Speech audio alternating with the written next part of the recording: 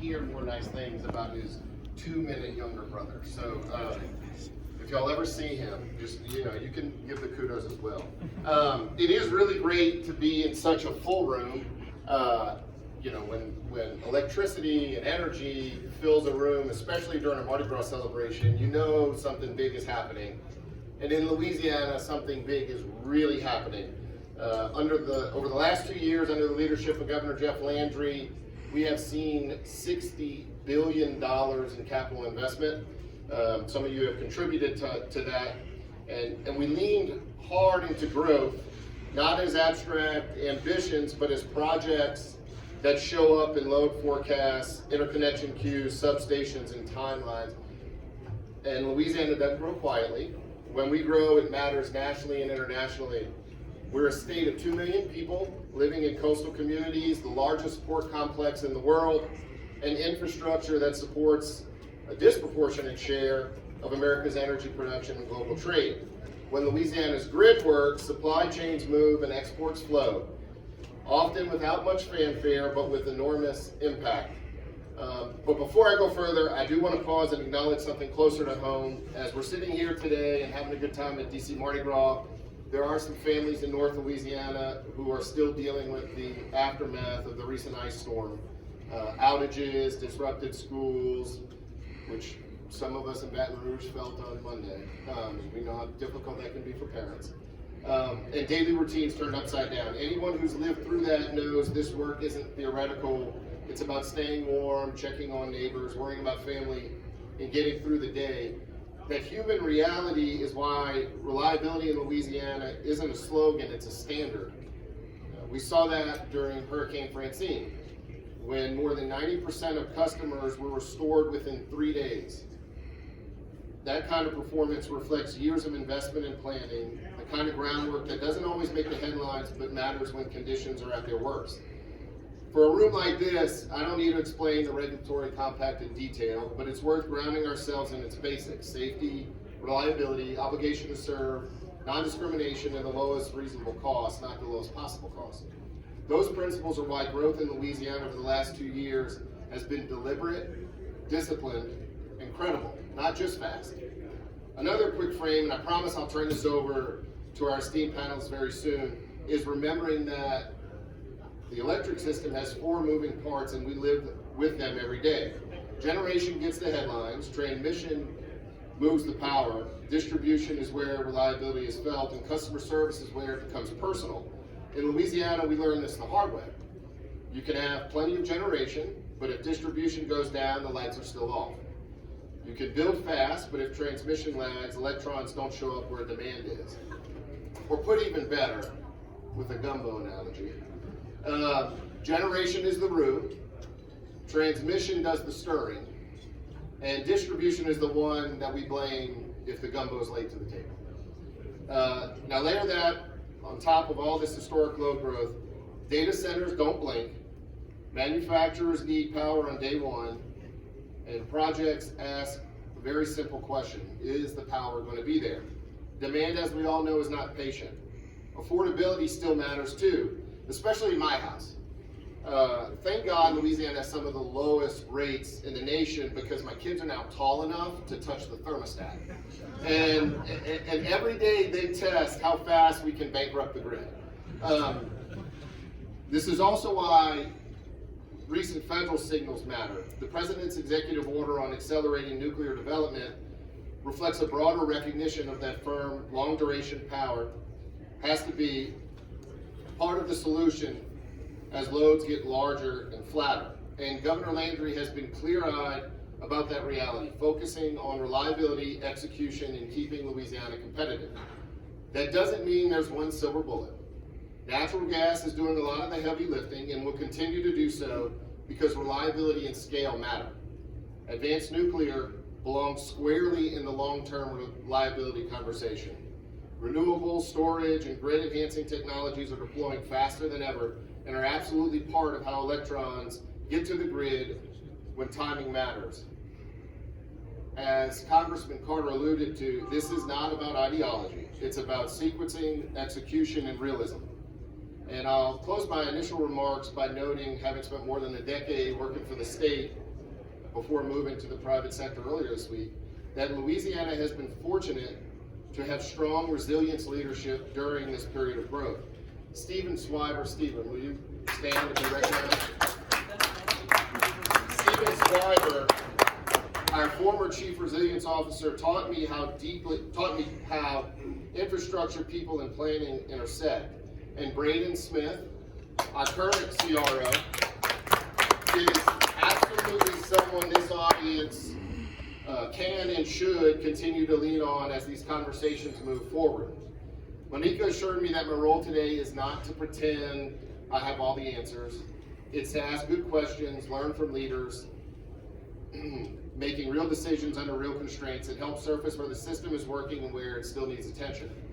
After our panelists share their perspectives and ask a few questions, we'll open it up to the room.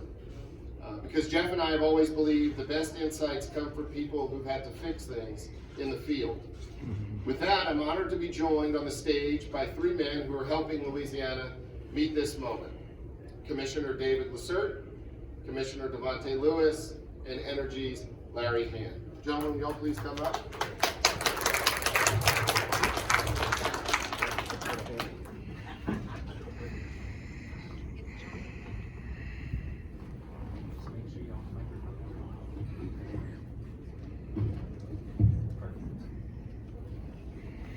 Gentlemen, we are honored to have you here. And before we get into the meat and potatoes, can each of you do a quick round of introductions? Please? Sure. I'll start it off here since I'm the least fashionable on the stage. My name is David Lacerte. Millard and I worked together for many years in the state of Louisiana. I was a cabinet secretary for Governor Bobby Jindal. After that, I became a law firm partner at a firm in New Orleans until I got called to serve back in the first Trump administration. Between administrations, I ran the Chemical Safety Board as an independent appointee under President both Trump and Biden.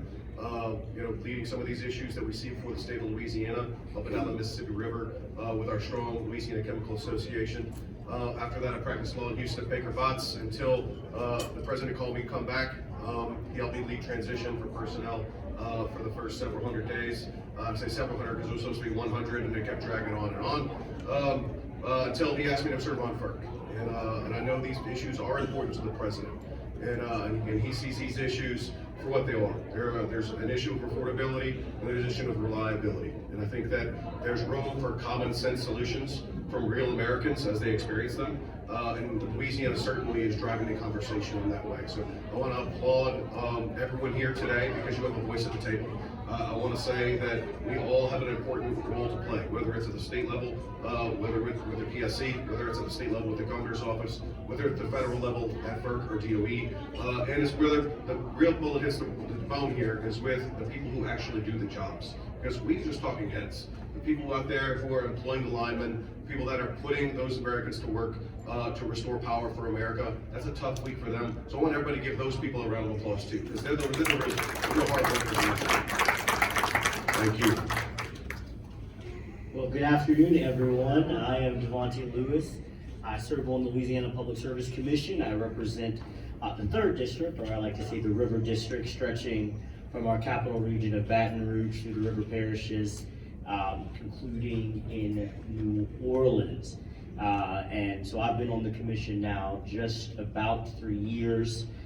Was inspired to run because of the opportunities that I saw to really ensure that our grid is resilient, reliable, sustainable, but most importantly, affordable for the people that I serve in Louisiana, but most importantly for all Louisianians as we enter a real transition in our energy market. And so over these last 3 years, I've been deeply involved in all the issues, particularly caring a lot about transmission and opening up the market, but mostly important, focusing on consumer protection and affordability.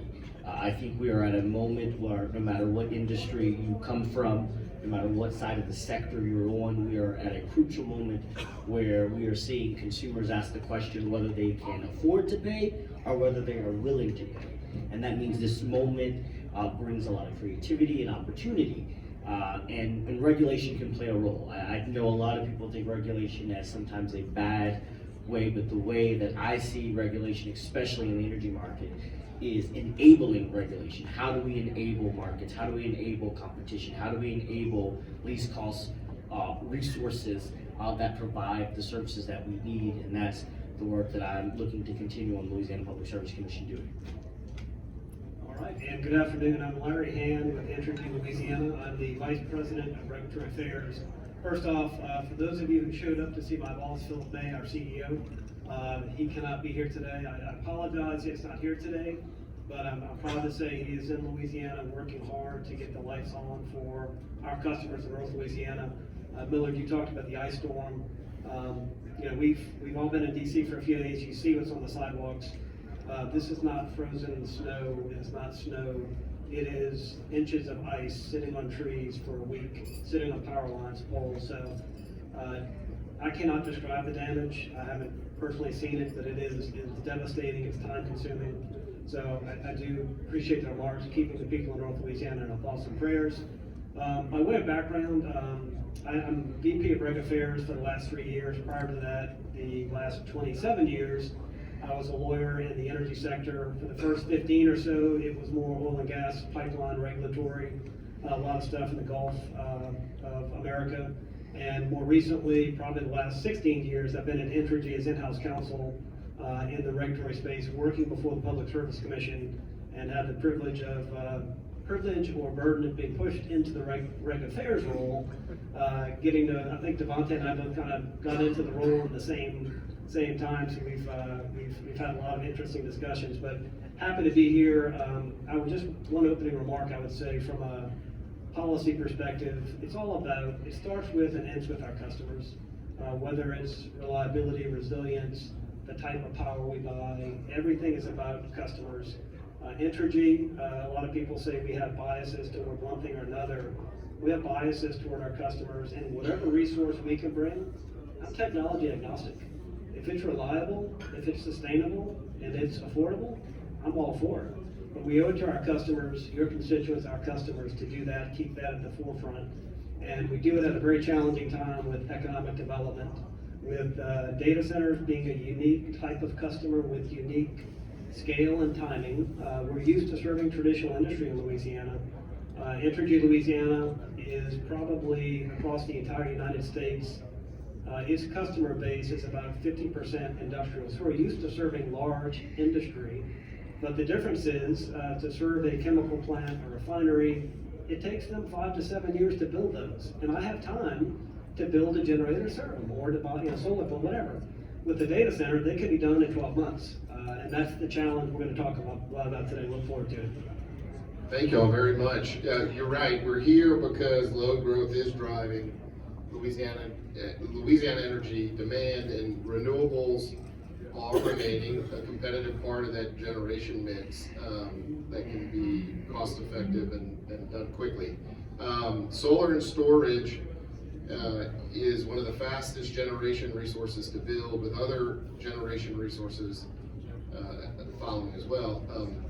One of the challenges with large load interconnection is the time it takes for generation projects to come online. What do y'all see as the biggest opportunities or policy instruments to make this all pencil and bring electrons to the grid?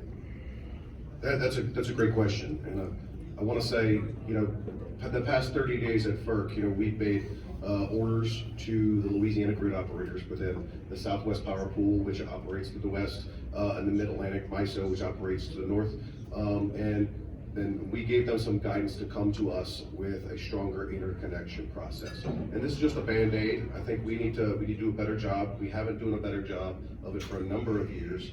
But they're making efforts. I'm pleased to see the regional transfer organizations coming with proposals and ideas, because the worst thing you can do is to have Washington come to a proposal or idea for you. So it's good to create solutions that work in their backyard. So we have such a diverse mix of energy across the whole country. We're very blessed geologically in Louisiana, but our neighbors in other states don't perhaps have those things. In the West, they're relying on hydro, they're relying more on wind, they're relying more on solar.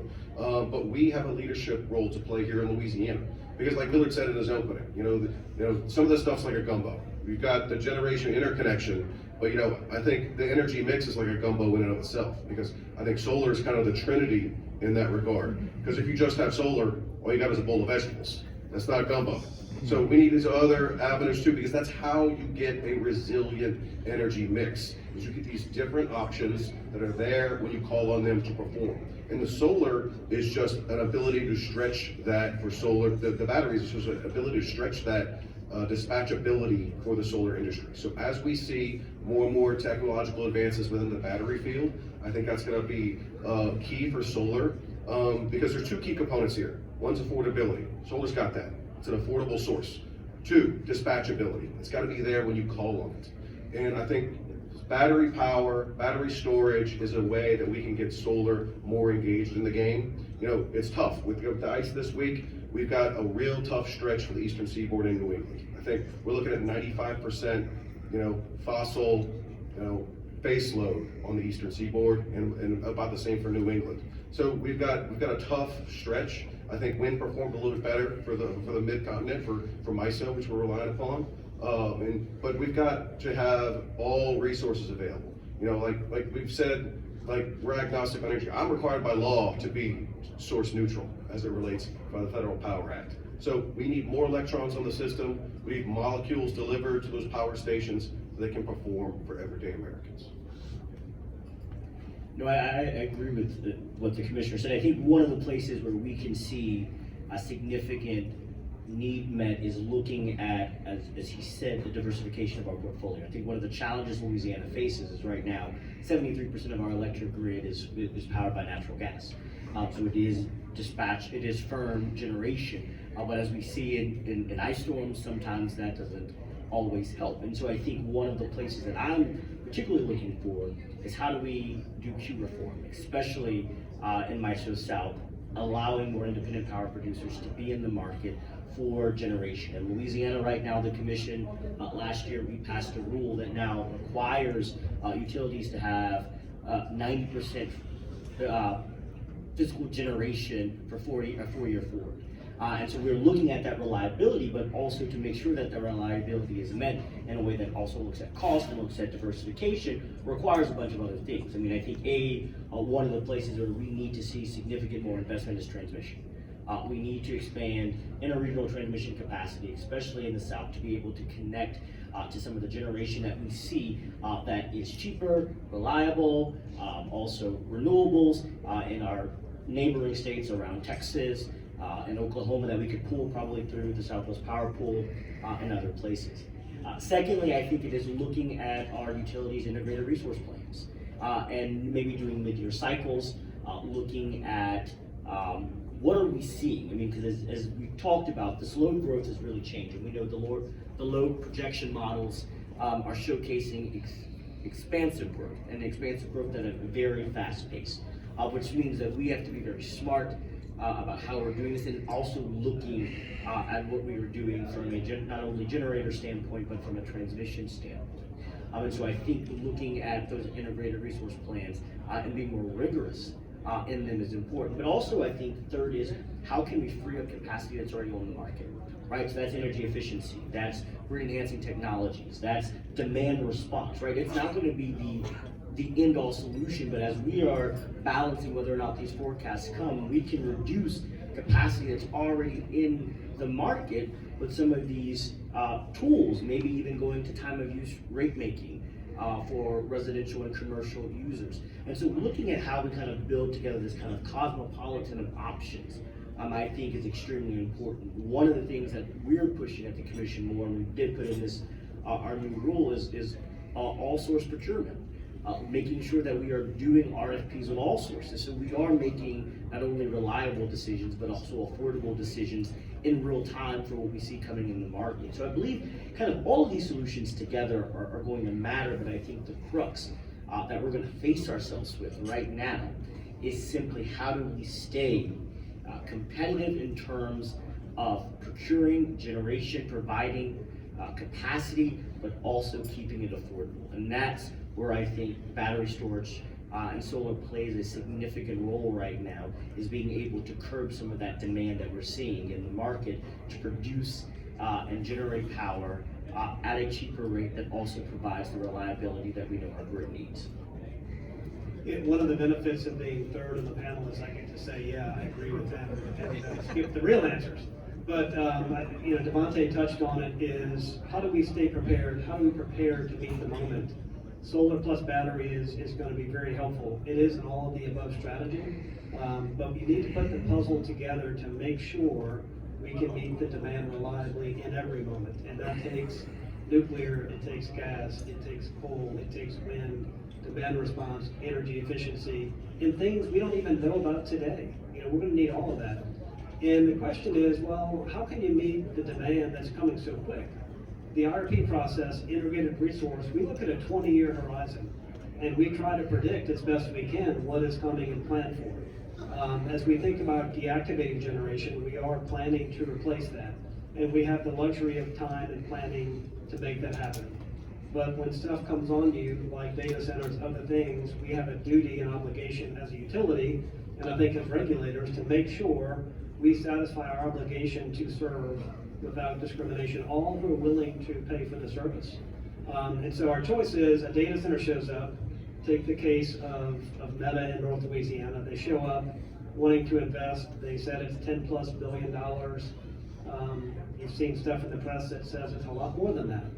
But our choice was, do we figure out how to serve them, or do we tell them we don't have the capacity, go somewhere else? We chose to bring them to Louisiana, but we also had to say, we need to build new capacity for you, so you're gonna have to wait until we have it online, because the last thing we're gonna do is bring you online as a customer and adversely affect reliability or cost for the rest of our customers. So, every customer is different, but we're looking at this integrated resource planning process to plan ahead. One of the challenges we see in cases at the commission, whether it's a generation certification or a transmission certification, or frankly, anything we try to do, a lot of people have differing views. Oftentimes the differing views lead to paralysis and saying, well, let's not do it today. We need to act today for generation that we need in 10 years, or depending on it. If depending on where your thoughts are on nuclear generation, we need to make hard decisions in the next couple of years to get on that road, because it won't be here until 10 or 12 years. I don't want to be on this panel in 12 years and people say, well, Larry, why didn't you pursue nuclear when you said it? So as a group, we need to bring those things to the commission to look at. Solar battery is very important. The battery obviously is the thing, it's the magic to it. That technology is evolving rapidly. The cost is fairly high right now. The duration is not long enough, but I think there are technologies that can give longer duration battery storage, because you take an event in North Louisiana, I looked at ISO's energy mix, solar was probably 4 or 5%. So not this time of year in general is not good for solar, cloud cover, that sort of stuff. So we do need those batteries to help bridge over to the peaks to have it when we need it. Well, this one, feel free, whoever wants to jump up first on this one. Can you talk to us and the audience about meeting this demand using some financial or policy instruments such as a sleeve PPA or other arrangements that can add capacity quickly while still maintaining the reliability and affordability we've all been talking about? Yeah, I'll jump in from the start. I'm sure my state colleague has a lot to say about this too. Incentivizing generation and incentivizing technology needs to be an ongoing process.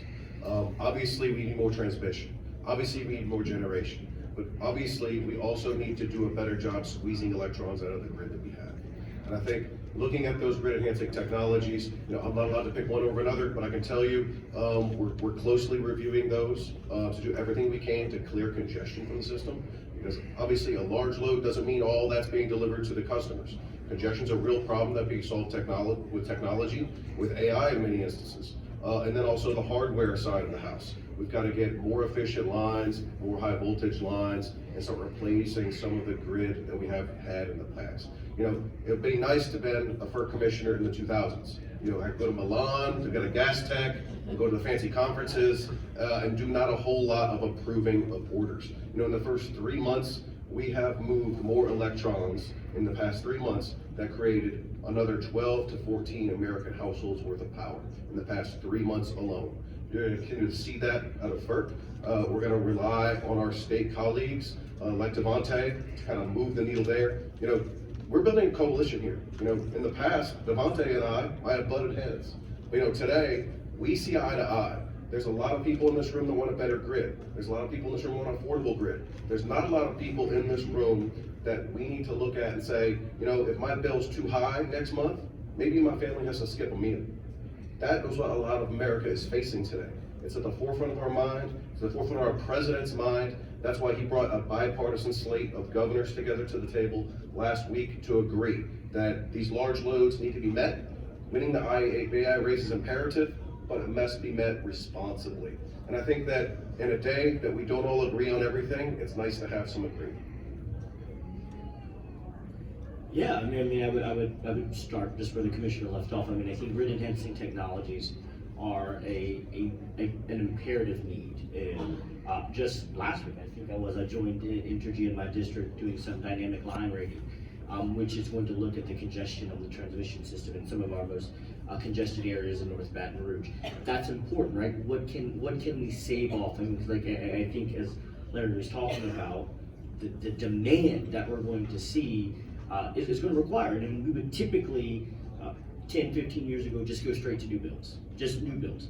But we know because of the demand and the timing of that speed to market, new builds alone can't meet this demand, which is going to require, as I said, some of those other alternatives to poles and wires. What can we do to reduce capacity within the grid? One of the things we did at the commission in our our customer-centered options docket is create a new sleep PPA at the state level, allowing independent power producers and utilities to kind of come together and offer solutions. We're also looking at speeding up our certification process. One of the things that Entergy proposed that the commission approved was their 3 gigawatt solar portfolio that now creates, when they have something they want to procure, a faster track at the commission to go through the regulatory process to certify and bring that generation online. And these are ways I think the commission is looking at how do we, one, protect the kind of institutional review that we need, but two, recognizing the speed and the timing that regulatory burdensome can be if we're not meeting the moment. And so I think that's an extremely important area where we're seeing it. And I think the commissioner is absolutely right. We're in a place now where the division is not as common. I often tell people it's kind of strange that you look at me and I watch some of our hearings and I'm like, golly, why don't you sound like Milton Friedman up there? And it's like, how is the quintessential liberal the one that's talking about free markets? But that's kind of where we're at, right? I mean, that's the kind of innovation that we're seeing right now is how can we move in a way that showcases it, and how also do we incentivize utilities? I think one of the missing conversations that we don't talk enough about is the regulatory compact needs to have a little bit of a revision, right? We expect utilities to move away, but utilities are going to only move away that the regulators see. So it's incumbent upon us to do that. So one of the things that the commission is doing, and hopefully I think it's actually being filed hopefully in the next hour, is a new resiliency rulemaking, where we are asking utilities to give us a 5-year plan looking at grid enhancing technologies, looking at alternatives to make the grid more resilient. So not outside of their IRP process, which as Larry mentioned is a 20-year process, but a 5-year plan, but then solely just saying like, hey, what do you think you can do to enhance the grid, to reduce congestion, to save capacity, and enhance the grid for us all? And so I think these kind of innovative ways of utilizing existing kind of regulatory processes, but reforming them in a way that allows us to have that, like I said, that midpoint check-in in the integrated resource plan, but now a resiliency plan that's saying like, let's look at this emerging technology, tell me what you see, let's talk about a cost recovery mechanism for you, and then if you bring that plan, the commission now will review it in a faster expedient way, I think there's ways that we're really looking to change the dynamics. Well, you know, as a lifelong Republican, if it starts with economics, we'll take you on the team however we get you. Don't tell Foster Campbell, my colleague, he may not like that. Well, we have about 5 minutes left, and I want to start with Larry. Devontae mentioned the grid enhancing technologies. They are commercially available. They can add capacity.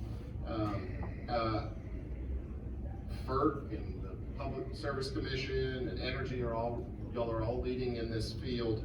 I know Governor Landry's office is leading a statewide study with the LSU Center for Energy. Larry, what are your ideas to double click on GETs and achieve further deployment in Louisiana? Yeah, and we are doing it, and I missed the wonderful demonstration that Commissioner Lewis went to. I heard all about it, but Entergy does actively use grid enhancing technologies. I'm not an engineer, I'm a recovering lawyer, so I can't tell you what all of them are. But, you know, back to the all of the above strategy, grid enhancing technologies can help us use more efficiently what is there today on the grid, right? Are there electrons we can squeeze more out of? Can we reconductor a segment of line where we have congestion and achieve not only economic relief, but improved reliability? So we do that routinely. We evaluate grid enhancing technologies today very often. It is part of our least cost resource planning. So if there is a grid enhancing technology, reconductoring, this dynamic line rating monitoring equipment called neutrons, is that right? Neutrons. You know, we look at all of that, and if it's economic, beneficial for our customers, we pursue it. One caveat, and I think this is a tension point with industry, is a lot of folks want utilities to be their laboratory to test new technologies. We do that on a pilot basis. I think the one you look at is a pilot program. We have a responsibility to our customers, and our regulators hold us accountable that we cannot go experimenting with customer funds on unproven technologies on a large-scale basis, because if it does not deliver the benefits customers need or the reliability that is, you know, table stakes, there's a price to pay there. So we try to do it in a way with proven technologies. If it's experimental, it's small scale, but we're doing that. One thing I think regulators, my friends to the right, could do is, you know, provide more signal to the utilities that certain grid enhancing technologies are presumptively prudent. It carries with it a presumption of prudence, so we can get more experience. As an industry, I think we need to do better about creating some database across the United States where utilities disclose their experience with grid enhancing technology. So I don't have to be the one to say, I want to go experiment with it if Duke Energy has already done it at scale. So I think more information sharing by industry so we can learn from the lessons of others. So those are preliminary thoughts. Thank you very much for that.